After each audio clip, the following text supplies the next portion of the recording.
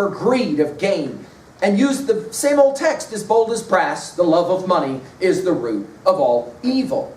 And thus I preach against the very vice I make my living out of, avarice. Whoa, let's point out the irony of this. He says, I preach against greed because I am greedy. And it works perfectly because the yokels are too stupid to understand exactly what's going on.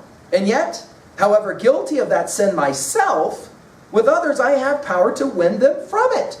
I can bring them to repent, but that is not my principal intent. Covetousness is both the root and stuff of all I preach. That ought to be enough. In other words, he says, I covet their money from their pelf.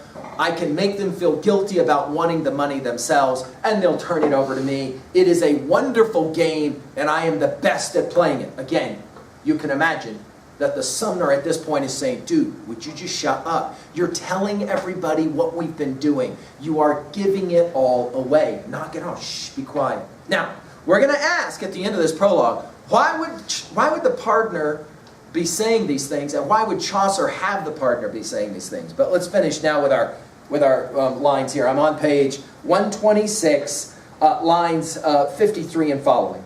Well, then I give examples thick and fast from bygone times, old stories from the past. Look what he says about stupid yokels, line 55. A yokel mind loves stories from an old, being the kind it can repeat and hold. In other words, he says, yeah, these people are so stupid. All I have to do is make up a few stories, and they sit there like putty in my hands. Did you see the next word? Look at it. What? See the exclamation point?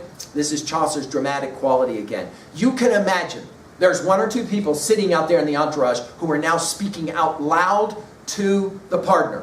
Possibly the parson himself saying, man, this is bad, really bad. And maybe talking so loud that he has to talk over them by saying the word what? What? Do you think as long as I can preach and get their silver for the things I teach, I will live in poverty from choice? That's not the counsel of my inner voice. No, let me preach and beg from church to church and never do an honest job of work. Top of page 127. No, nor make baskets like St. Paul to gain a livelihood. I do not preach in vain. There's no apostle I would counterfeit. I mean to have money, wool, and cheese, and wheat, though it were given me by the poorest lad or poorest village widow, though she had a string of starving children, all a grape. No, let me drink the liquor of the grape and keep a jolly wench in every town. Exclamation point. Whoa! Not only does he say, these stupid yokels, unbelievably idiots, I don't believe anything. Not only does he say, I could care less what happens to them once they die, they can all go to hell and go blackberry picking for all I care. Not only does he say, I'm completely lying about what I'm doing. He finishes by saying, the only thing I care about is getting into a town, going to the bar, having a lot of drinks, and being able to get a girl, a jolly wench in every town. Whoa! Exclamation mark. Now you can imagine at this point, by the way, this prologue goes on quite a bit more that your anthology has decided to excite. But listen, gentlemen. Why does he have to say listen? Again, the dramatic quality. You can imagine a number of them are already talking. Well, let's put it in our notes. Who is going to be offended already by this from the entourage? We've mentioned the parson. Probably the nun-prioress. Remember, we said, Chaucer tells us she's a pretty good nun-prioress. We might have some other people who might be offended. That Franklin, I bet you he's given a bit of money. Remember, he's got it. I bet he's given a bit of money to the church. You can imagine that somebody like the cook and the skipper, who are not religious themselves, but probably, or the plowman, probably look at this and go, man, this is like so bad. This is bad. Right? Who might, on the other hand, be offended that the partner is giving this information away?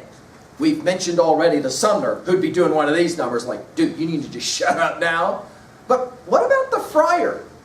We're told in the general prologue, the friar shares very similar views, right? He uses the church to exploit his needs, namely sexual. He finds girls within his church and he sleeps with them and then marries them off. You can imagine the friar, when he hears the partner say, no, I just want to go to towns, I want to drink a lot of brewskis, I want to get nice and drunk, and I want to sleep with a girl in every town, kind of like a rock star of the 80s, what we often think about, self-indulgent, just kind of sexual, self-indulgent, licentious behavior, we might say. You can imagine the friar going, dude, totally agree with what you're saying, but I need you to shut up now. In other words, this is kind of a scam we've got going, and you are exposing it by talking too much. Why? Because he's been drinking. Let's finish. But listen, gentlemen, to bring things down to a conclusion, would you like a tale? In other words, oh yeah, I'm supposed to tell a story. I forgot, right?